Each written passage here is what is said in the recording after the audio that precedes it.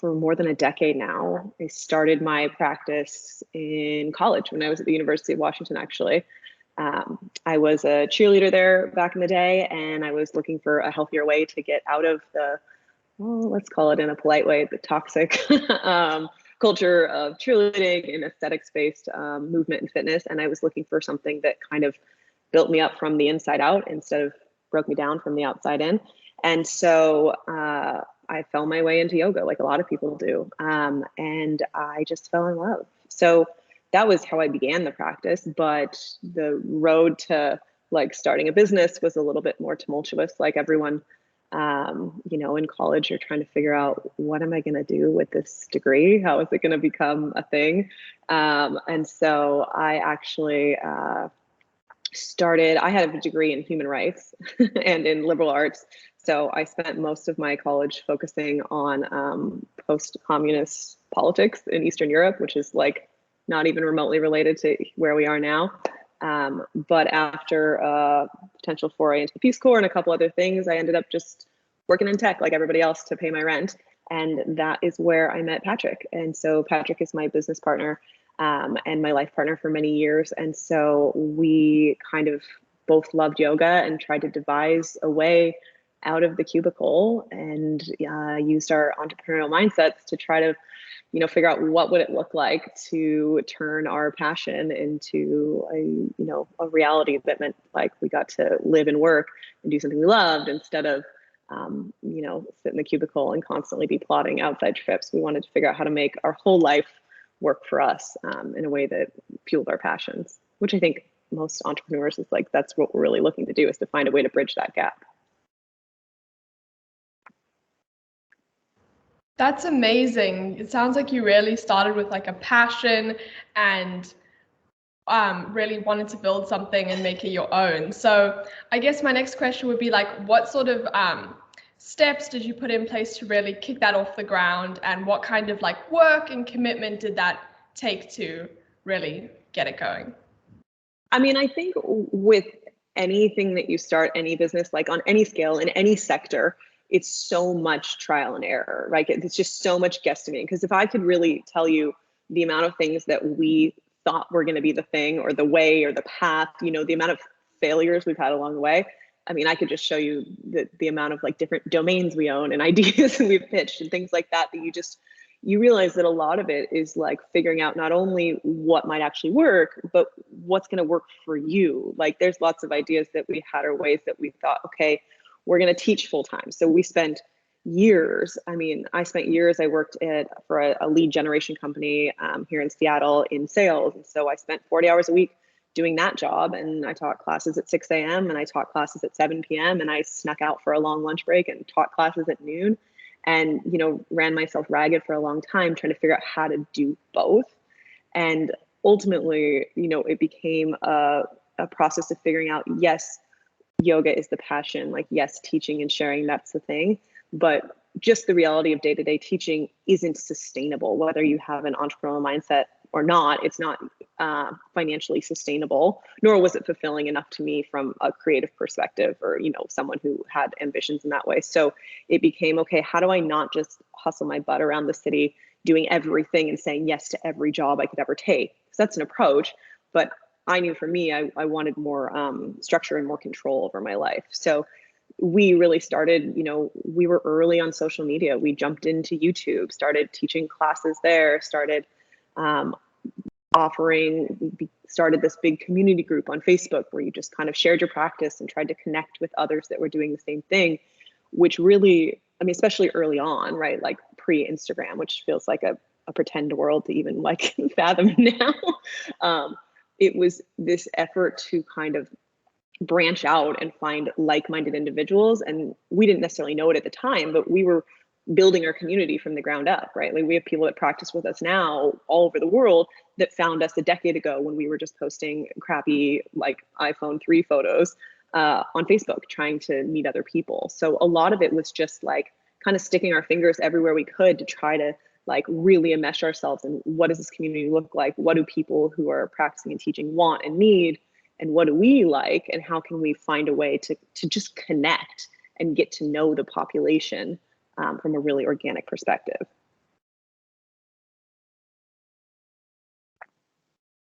Beautiful. And then so from there, did you start Commune, or was it kind of like a slow progression to having a whole studio?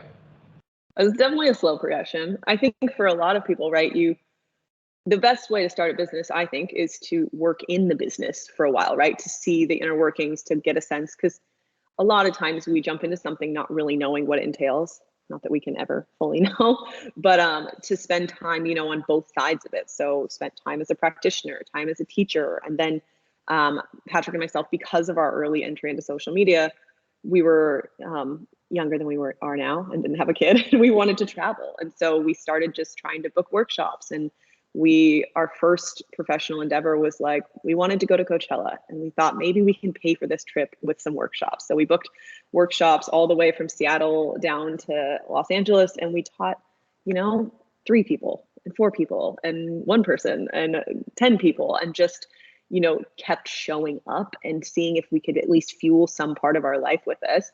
And it took a long time, but it grew. And so then after that, years later, we spent a couple years fully on the road, put all our stuff in storage, traveled the world, went around the world a couple times, actually, just teaching workshops and trainings every weekend, a different city, a different country, almost like a small indie band, and just put in like the legwork, like exhaustingly, like, sure, where do we go next? Sure, what is it going to take? Let's do it. And then finally we thought, okay, we've seen all these studios in all these countries, and we've met all these people, and we've watched these communities. You go to a place and you see this beautiful studio that's built out, it's got funding, it's this big business, and you can tell someone's put a lot of backing into it. But the community, the people that are there, it's lacking, right? It doesn't feel like anything.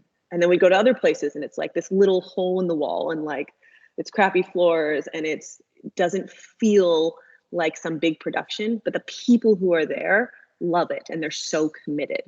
So all of those experiences kind of led us to this point where we thought, okay, we have the biggest data set possible. Like, we have so much data from all over the world. How can we try to create that here? How can we have a home base so that we can teach and offer what we want, have more control over what we do?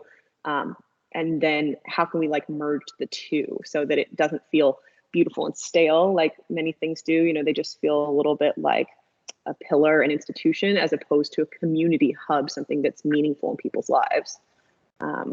Because like most businesses, you need people to want to keep coming back. Like in a yoga or wellness or everyday business, you need a repeat customer like every single day.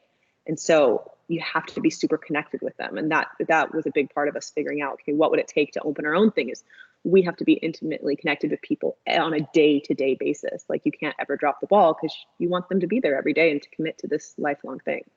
So we tried to take all of that information, and we opened Commune in Los Angeles originally in 2017 as just a home for our trainings and our workshops, and kind of a little neighborhood studio, and kind of just like a little incubator to test it out.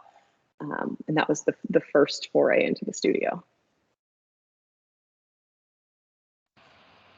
That's amazing. So I would love to hear a little bit more about like your commune in LA, and then how that kind of changed and shifted, and how you ended up being back in Seattle.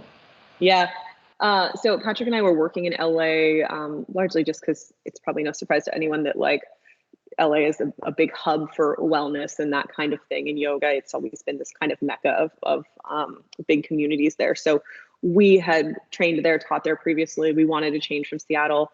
We wanted some sun, like we all do. So we decided to move to LA. We had some partnerships there and opened the studio there, which was wonderful. We were really lucky in just finding this lovely community of like-minded people that were into the stuff we were doing. They were kind of like down for the cause, for lack of a better term. And the original plan was to have this studio in LA and then also open up one in Seattle, so that for us, since both of our families are here, Patrick's from Bellevue. Patrick actually went to Bellevue College for a short snippet of time. We always knew we'd want to try to toggle back and forth. So we had our studio in LA, we had signed a lease on a new studio up here in Seattle, and we were in the process of figuring out what that exchange would look like. And then a personal note aside, we had decided to start a family. And once we got pregnant, we realized that the idea of toggling two businesses in two separate states with all of the logistics and bureaucracy that comes with that was maybe going to be more than we were able to handle at that time. So we decided to shift everything and put all of our efforts towards the Seattle branch, knowing that we already had a decade's worth of students here, our families were here, all of that. So we just decided to, like, all of the manpower went there, and we really moved our life and pushed all the business back up to Seattle, and eventually sold the LA studio to other studio owners. Awesome, that sounds great. So you guys are quite awesome and big on like social media, as you said. That's been a big part of your journey from the beginning, as well as YouTube. And I guess, like, how is it different for like just having social media and online to really trying to get people to show up in person every day, and like how do those two kind of play off of each other? Yeah, I mean, it's interesting because they don't always translate, right? Like, you might have, and we see this with teachers that we hire or others in the community, you could have a million followers, but if you don't have that connection with them, or there are a million followers spread out across the globe, then they're not going to show up in your classes. So there's this sweet spot between like having a big presence and having an impactful presence that I think oftentimes gets overlooked. For us, a big part of it is finding places within social media where you get to be authentic enough and personal enough with people that they actually feel connected. You're not just someone that's on their feed, like, oh, that's that yoga person I follow, or oh, that's a pretty picture. But instead, you're enmeshed with them. There's like a best friend quality, which is not intended to be fake, but intended to be like, this is a really real community of people, because we were teaching online for so long, kind of, I mean, way before the now like COVID boom of everything being online. That meant that we got to almost like reach our way into people's lives and living rooms and studios. And that makes a really big difference for people trusting you and being connected with you. It's kind of like, I think of it like, I listen to a lot of podcasts, and you listen to podcasts, they're in your ears, you're on a walk in your neighborhood, or you're sitting in your living room, and you almost feel like you're like best friends with the people if you've been listening to every episode of the podcast. And the same thing happens with yoga or with fitness, I think, is you're in this intimate aspect of people's lives, this like ritualistic part of it. You become part of their routine. And so even though it's online, because it's more than just a pretty picture, it's more than just an ad or a partnership, which might be financially helpful in the moment, but long-term it's usually not, because it kind of breeds mistrust with your followers. That for us, it was like, how do we offer something that someone can use, something that someone can come back to? If it's a 10-minute video on YouTube, well, they could do it every morning. And now they trust you as a resource, and you're connected to them. And for us, when we would travel, it's like we could go to a random city in Germany, and there's people who've been doing the YouTube videos every morning, and they already feel connected. Like, we could show up and it was like you're meeting an old friend for the first time. So for me, that makes social media really fruitful, because I want to show up and feel like I'm already friends with people. That's like the magic of it. You're like, oh my gosh, hi. And it becomes a special connection as opposed to like just a voyeuristic connection, which I think is the fine line between just viewing other people's lives and instead feeling like it's impactful in some way, which has always been our goal with social media. That's awesome. So for those that don't know me, who are in the meeting, I'm actually the social media marketing officer for this club, Entrepreneurship Club. So that's really interesting, because I do think it's so different, putting things out there versus really getting people to kind of show up and everything like that. So I would be just interested just to know, now that you guys have grown so much as a business, and obviously you and your husband have like a lot of responsibilities, do you guys have like a team that runs your social media, and how does that kind of work? No, we don't have a team. I mean, one thing that's always been really important to Patrick and I is that it's us. Like, behind things, it's us, it's our voice. It's, part of the brand has always been Patrick and myself, because like we're the ones that have gone out and taught the classes. And in a yoga world, it is very intimate, right? You're like in a classroom, you're sweaty, you're vulnerable, you're breathing, people are making weird sounds, everyone's laying on the ground taking a pseudo nap. So like, there's got to be this personal component to it. And I think that really matters. And I think that there's often a misstep in social media thinking that like it's just about frequency of posting, or it's just about getting the content up, or just about beautiful photos, when in reality it only matters if it matters to people. And so for us, I just want it to be me. Like my social media is myself. It's my life, my daughter, my yoga, my studio. It's promotion, but it's also like, let me just tell you about my class. It's my political views. It's funny cat memes. Like it's all these ways to connect with people that like, memes and an authentic voice, you can find your people through those, like a sense of humor that people resonate with.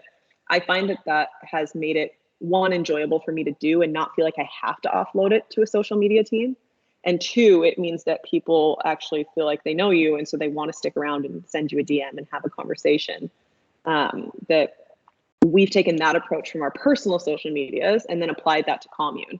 So with Commune behind the scenes, like it is always me. I make all the I make all the creative, I schedule all the posts, I write all the captions, all of that. So we thought about offloading in the past because certainly it's a lot of work, but ultimately I just think it's too strong of a relationship to have with your users and your community to risk letting it feel robotic or letting it feel like just another post. Because I think it's too powerful, and it's also like the cheapest advertising channel you have, which is organic social media. So I think if you can optimize that and make people feel like they're talking to a real person, they're way more likely to invest in you when you say, hey, here's a coupon, like from Carling, or send them a voice message. I send a lot of voice messages to our users on Instagram and just say, hey, thanks for your question, Carling here, let me help you out.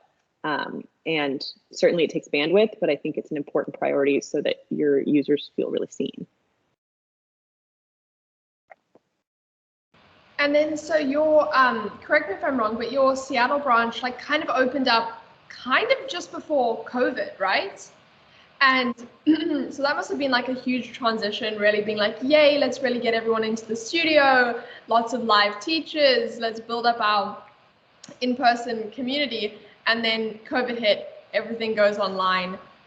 Like, walk me through kind of what you guys put in place so that you could, as a small business, really keep going and thriving.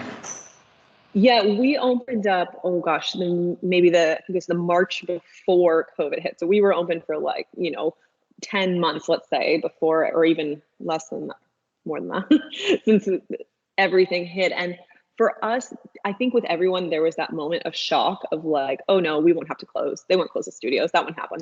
And then it did happen. And we were very uniquely positioned again, because Patrick and myself, not only were we teaching on YouTube and things, but we'd been partnered prior to that with a brand called Aloe.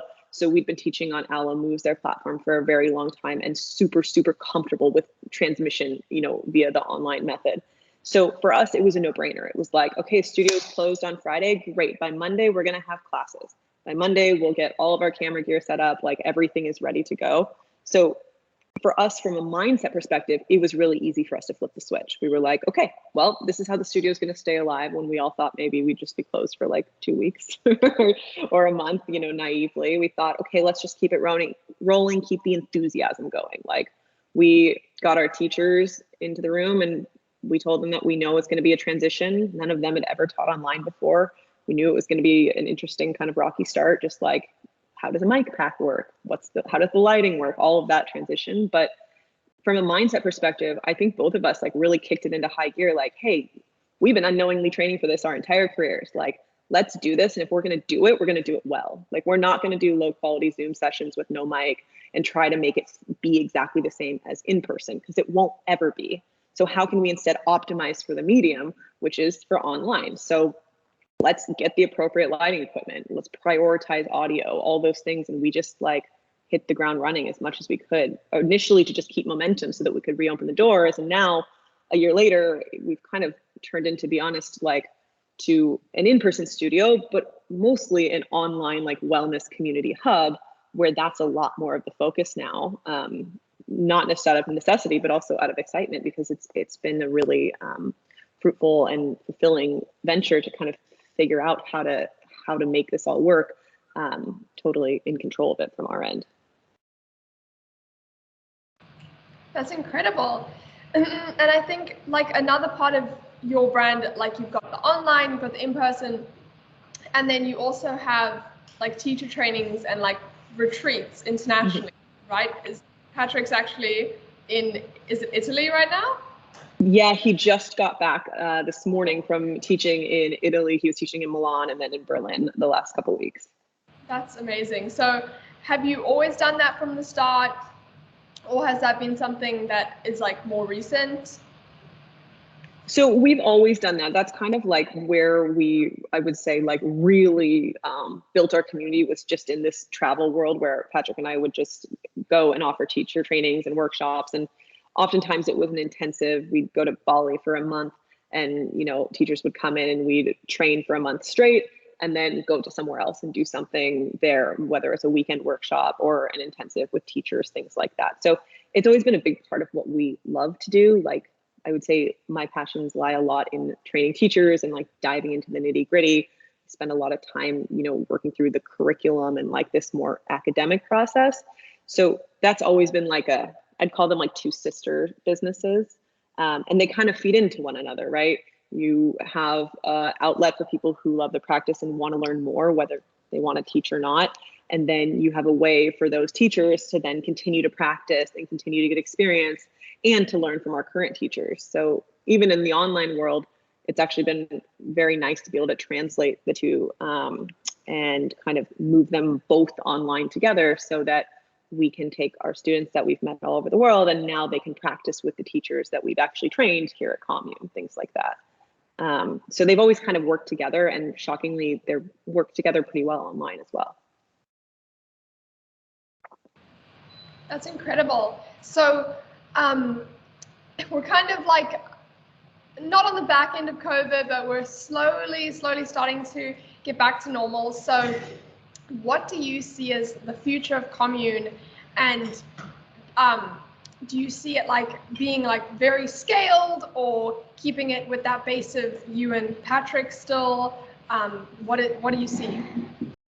Well, I think that online isn't going anywhere. And I think we can acknowledge that, like, for most industries, online is here to stay. And it's actually a really accessible, approachable way to offer this kind of information. Like, yoga historically has been this kind of like, I don't know, I always like lovingly refer to it as like a lonely hearts club. Like, people didn't usually end up in yoga unless something else in their life was needing attention, right? Usually people who like love top 40 and like the American culture of like beer, church, and football, those aren't the usual people that end up in yoga right away. So it's always this kind of like niche thing.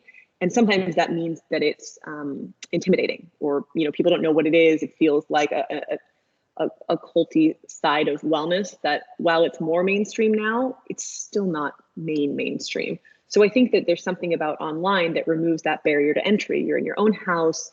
You don't have to be wearing fancy yoga clothes. You can be on your living room floor. You can just show up and like entertain the idea of this practice without the intimidation of going to a studio, paying what's often a really high price tag for classes, because that's what it takes to keep the doors open for most brick and mortar businesses. There's not the exclusivity of like who's going to be in this class, or what's everyone's body's going to look like, all of that. So I think online affords a lot of benefits along the way, and that it just removes some of that stigma and some of the accessibility issues that this practice has always had realistically. So for us, we will absolutely reopen our in-person studio as soon as the mask mandate lifts. It's kind of where we're at right now, and then continue to scale and grow the online, because I think the online is this beautiful like blossoming and growth of the practice that means more people can find a way to make it a part of their life. Because like, at least our goal at Commune is to find a way to make the practice approachable and practical for modern people. Because while it has really, really rich roots, it also means that it doesn't necessarily apply to most people's modern day lives. And that's a barrier to why they don't start it. But ultimately, if you find the right kind of practice, we both firmly, and everyone at Commune believes that it'll change your life. But you have to like find your way into the practice to even sort through that. So we're still focusing on online. I think that's kind of like our main focus. And then as soon as the environment allows and COVID continues to hopefully go in the direction that we all hope that it does, then in-person bumps back into the foreground as well. But I found that online is very liberating, and it's nice to be able to connect with people and offer something impactful to those that otherwise, in our online membership, you can pay $30 a month and there's hundreds of classes you can practice and a new class every day with teachers.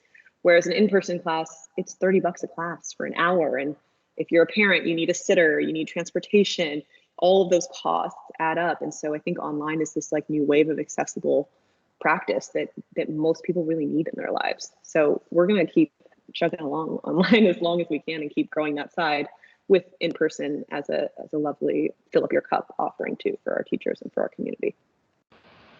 Beautiful. Yeah, I know for my own personal practice, I love being able to do a 20-minute video, like in my sweatpants. It's just makes it more accessible and easy to do. So I think online sometimes gets, like, it can get a bad rap, oh, that's online, but it really can, at least in my experience, make just as big of an impact as going to a class. And I'm also excited for it to be back in person. I want to come to Commune once I'm back in Seattle. So yeah, as a club, entrepreneurship club, we're all aspiring business owners, or at least we want to take something business related into our own lives. So if you could give like maybe just a few top lessons that you've learned being an entrepreneur and starting something from the ground up, what would you recommend? I think the first thing is just that you have to relinquish the fear of failure. Like, I know that probably seems a bit cliche, but it's so easy to start a business or have the impetus to go there. You have to have like some level of ego. You know what I mean? To be like, I can do this. This is a thing, I can handle it. I want to have ownership. Like, that's required. Like in yoga, that's kind of looked down upon because we're always trying to relinquish the ego, but I think that's quite unrealistic for literally all of us. You kind of need that to like have the go get 'em spirit, but that often butts heads with the equally important need, which is to like let yourself fail, because you're going to have bad ideas and you're going to have good ideas and bad execution, or great execution and a bad idea, or you're going to be aligned with what you want to do but not with what your community, your audience, or your customer wants. And so there's just, we say this a lot in like every practice, but the difference between like being really experienced and successful and being brand new is just like, I've just failed more times than you if you're brand new. Like Patrick and I have just failed more times along the way, and that's how you end up there. Is you have to go through that to kind of, figure out what works. It's a lot of guess and check along the way. So you have to be resilient. I think that's really important, to just be able to like pick yourself up and be like, hey, that was interesting. That was a wash. That was a tax write-off. Okay, like that was an expense. That didn't go well. That was a failure. Okay, how do we take that and learn from it? And now we make something better because of it, and not get discouraged. Because just because something doesn't work or doesn't work the way you thought it was, doesn't mean it's not really valuable. It just means like, hey, we're redirected. We're going to find a different way to take those learnings and actually make them work. Because failure is just part of the game. You just can't take it personally, and just kind of figure out what comes next. Just begin again.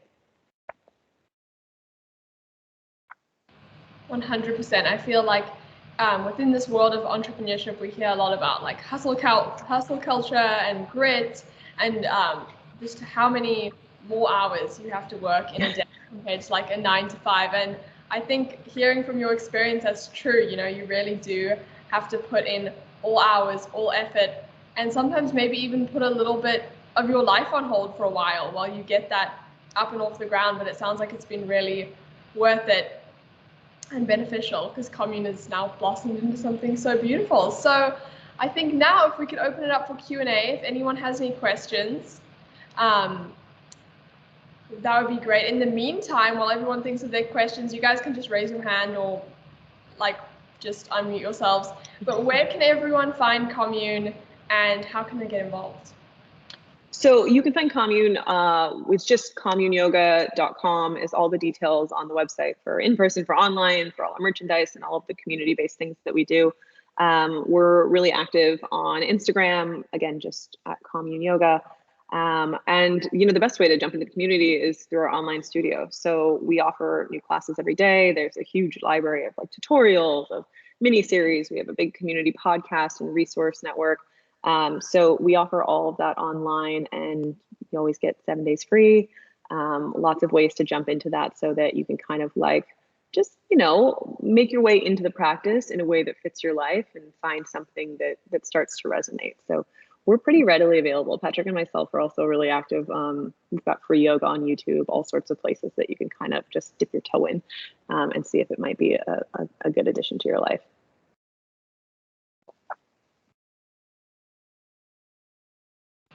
Awesome. If anyone has any questions, now would be the time. Otherwise, Itzel, do you want to kind of close it out? I feel like we want to keep it kind of short, have a little, because we want to put it on YouTube and everything. And hi. Thank you. No, it has been amazing. I think that I've been learning a lot. But we do have some time for the audience to ask any questions they might have. I do have a couple of topics, but I will leave the audience first. Anyone? Anyone says me? You can also put them in the chat, as Lillian mentioned. Carling, two things. So one, okay, I have this spirit, I have the ego, I have the idea, but now what about like financial resources, or what do I do there? Is there an association that can help you? How do you manage to really start from scratch there? Yeah, I think it would be naive of me to say that like you could just do it on grit and idea and passion alone, because you can't, right? When we first opened the studio, we looked for a space that was within our budget, that was cheap, that we could reno ourselves, that didn't require permits. The first physical space that we wanted to lease, we talked to a broker and we're like, yeah, I think, we want to open in 4 months and we've got 30 grand. And the broker basically laughed us out of his office. He was like, you can't do anything. Like, no city will permit you in that amount of time. 30 grand will get you nothing. Like, best of luck. And for us, it was a big reality check of like, oh, okay, we have this huge global audience. We have all this stuff we want to do. But like, when it comes down to it, there are people, processes, bureaucracy in place that, don't care about your social media following. They want to see a bank account with the right amount of money and the right amount of people signed off and all of that. So there absolutely is a logistical aspect to it. And I think it comes down to figuring out realistically, like, what direction do you want to take your business in? And is that going to require financing? Can you start from the ground up? For us, that meant, okay, maybe our first studio is a smaller community hub. Maybe it's not this big thing. We went on Craigslist. We found a little old art studio a couple blocks from our house on Craigslist with owners that were excited about having yoga in their little community hub. So we found people that really resonated with what we wanted to do and had to kind of like whittle our way into it. And once we got that first lease, like once we got that first business going, then a lot of doors opened, right? It's not any different than any other business that's like it's connections, it's networking, it's whatever. It's almost sometimes just like that one little thing that makes people believe in you, like that one detail. And for whatever reason, it tends to be brick and mortar. People love to see that, even though it's usually the least profitable arm of any business. Like, that made a huge difference for us. So even just not being deterred by them saying, you can't afford this, there's no way we can do it in that timeline. We said, okay, well then let's find a more accessible way we can, and like build the community, build the confidence, and like put the proof in the pudding, or like the rubber to the road. And after 2 years of running a successful small business, it became a lot easier to say, okay, now we're ready to up level to something else, to move into a different state or to expand to another location. But I don't think we would have been able to do what we've done here in Seattle had we not first put in the legwork in our kind of homey neighborhood studio in Los Angeles, because that lended the credibility to us without having to go to lenders and get financing. Because at that point, I personally think it's a mistake to take financing and things like that too early, because it's going to shape your vision of the business. And if you have a strong vision like we did, I don't necessarily want to be owing to shareholders and things like that at that point in the journey. You need time to flesh out what it is you do before you start having everyone else's chatter in your ear, I think. So it was worth putting in the legwork and the small pond for us to be able to grow somewhere else and to gain that credibility in the eyes of the bureaucracy. Nice. Thank you for sharing that. And we do have a question in the chat, Lillian. Do you wanna take it? You're muted, Lillian.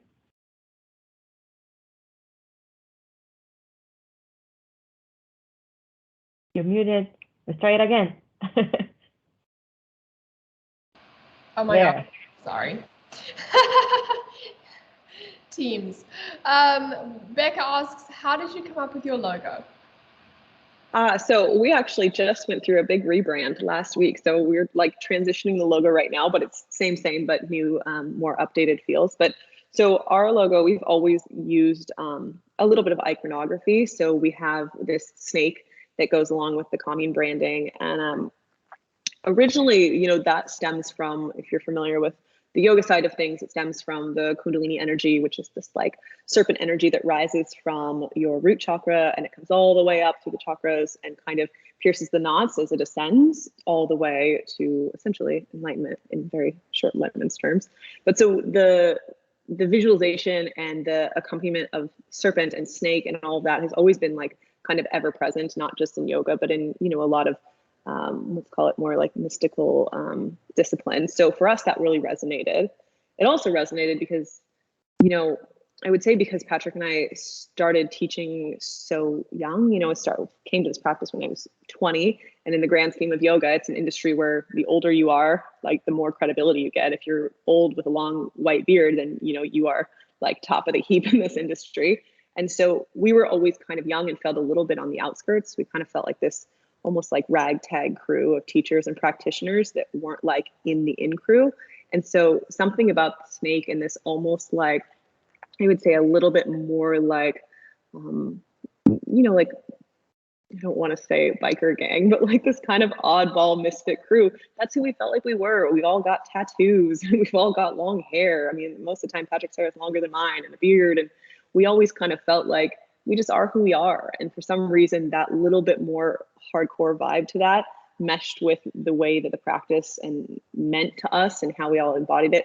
It felt really authentic for who we are. And then also the types of teachers that teach with us and what they do is that it's like, you know, you don't have to be this like white woman goop femme wellness thing to do yoga, to be a part of this practice, but that's what the mainstream wants to tell you. And that's what it looks like. And so we wanted to just find a way to translate that, like, yeah, man, you can just show up as you are. It's like ragtag crew, covered in tattoos, do whatever, like all of that. Like the practice can be a part of your life, but you don't have to change who you are to do this practice, but it can impact you and be a very, very deep part of your life, but you still get to be you.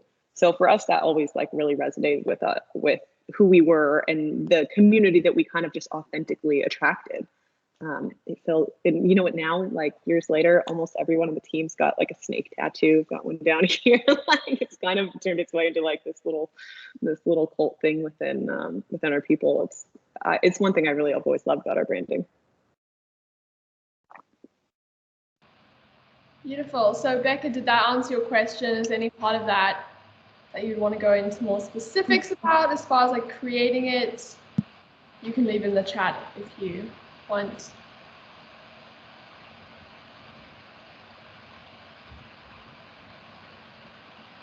Great. Is there one more question? Someone?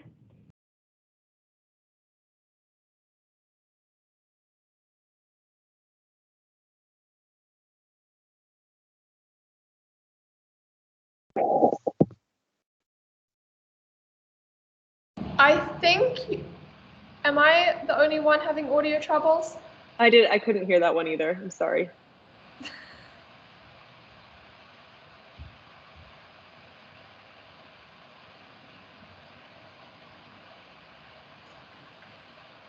In the meantime, we have one more question in the chat saying, has it always been yoga or did you have other ideas?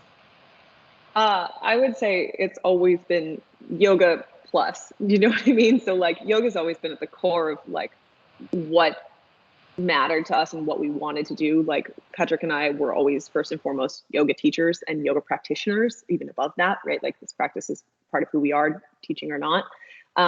But you know, we're also like multifaceted individuals. We really like music and we both like travel and fashion and all sorts of other things, which is kind of often frowned upon in the yoga industry. It's kind of got to be like all or nothing, like that path. So for us, it was always this endeavor into like, how can we share yoga in a way that it's like this life enhancement practice for people, but it doesn't have to be their entire lives because it's not only who we are also. So a lot of our ideas along the way in terms of shaping the business have always been around, okay, well, how can we teach and share this practice, but how can we also get to travel? Or how could we offer this practice and find a way to partner up with musicians who are on tour, because we're out and about teaching and they're out and about doing their craft and they need support. So how can we partner up with those avenues, or finding ways to like mesh with other things that we found inspirational from a creative aspect, that's always kind of like, I would say, like ran alongside the yoga itself. The core like studio business has always been there, but there's been a lot of offshoots, like in terms of creative endeavors of lots of merchandise and clothing design and things like that, that have kind of always like pulled at our heartstrings a little bit. So for us, a big part of getting to run the business yourself and not just, you know, teaching for a big platform like Ala Moves or YoGlo, things like that, is that you really get to explore that and say, okay, yes, and instead of like stay in your lane, this is your only thing, because no one's actually like that.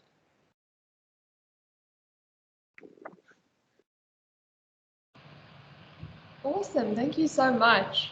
This has been an amazing interview. We've loved talking to you so much. I feel like I've learned so much, and as a yoga teacher, I'll take this into my life as well and try and learn from the pros. So let's see, there's not any other questions. Itzel, should we close it out, or is your text working yet? Can you hear me now? Yes, we can hear you. Apologies for that.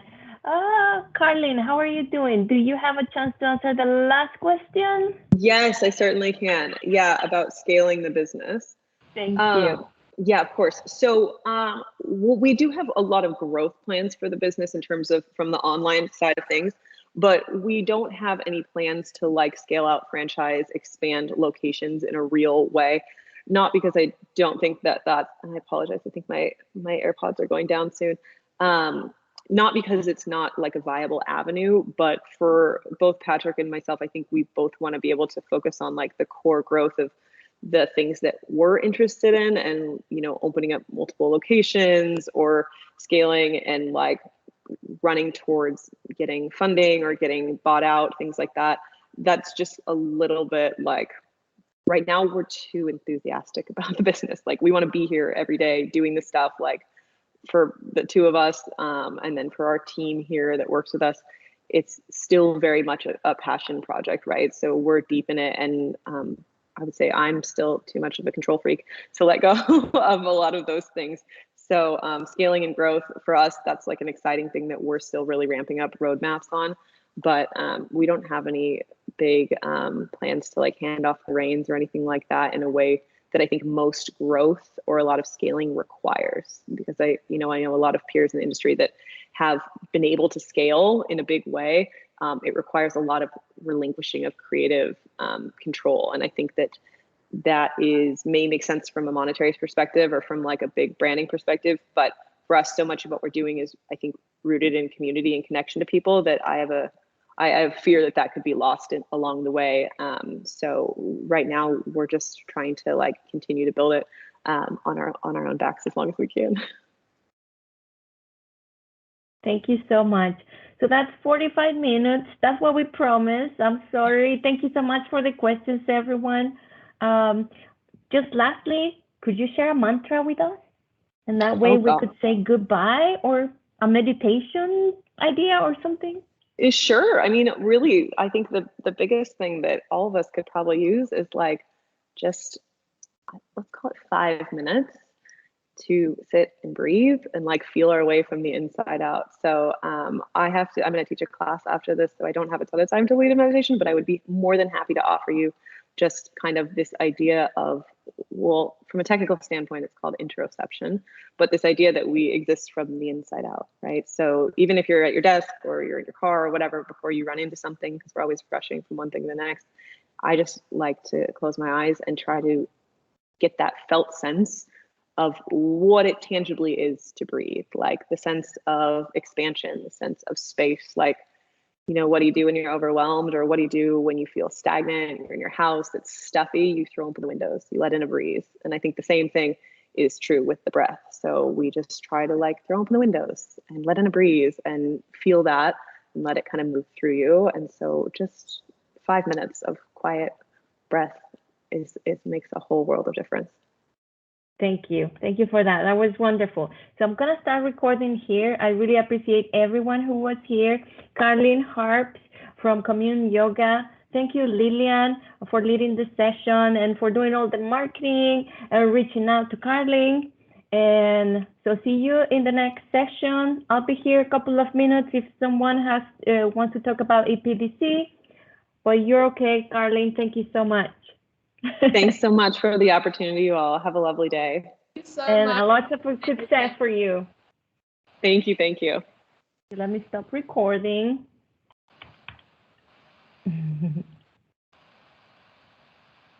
There you go.